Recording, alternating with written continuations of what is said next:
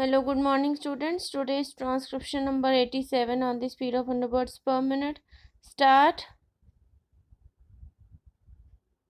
I would like to ask the government why the government has not put the provisions of the Plantation Labor Act into operation.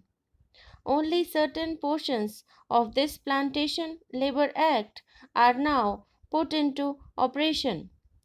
What is the objection on the part of the government to put this entire Plantation Labor Act, all its provisions, into operation? If this had been done, certainly some benefits would have been derived by the workers, which the government is withholding at present. Particularly, these tea garden owners take advantage of this. They not only exploit the laborers to the maximum extent but also put so many other difficulties in the life of the workers, wage cut, etc.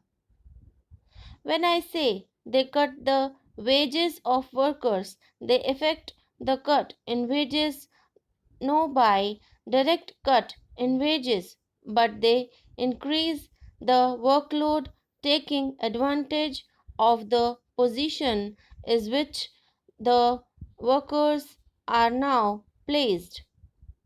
For example, a certain amount as basic pay is given to the workers, but a far higher amount of work is got from them than what they used to do before. Now they have become bound to do more work.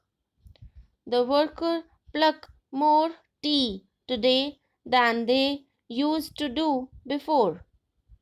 Up till very recently, one worker was asked to pluck buds from 250 plants. Now he is asked to pluck from 400 plants. That is how they increase the workload. In certain tea gardens, 60 to 70% workload has been increased.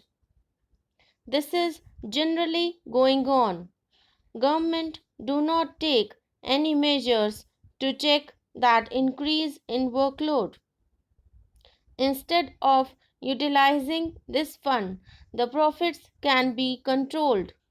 The government should ask the plantation owners to give more amenities such as residential facilities, free education to their children, facilities to plant in fallow lands, etc.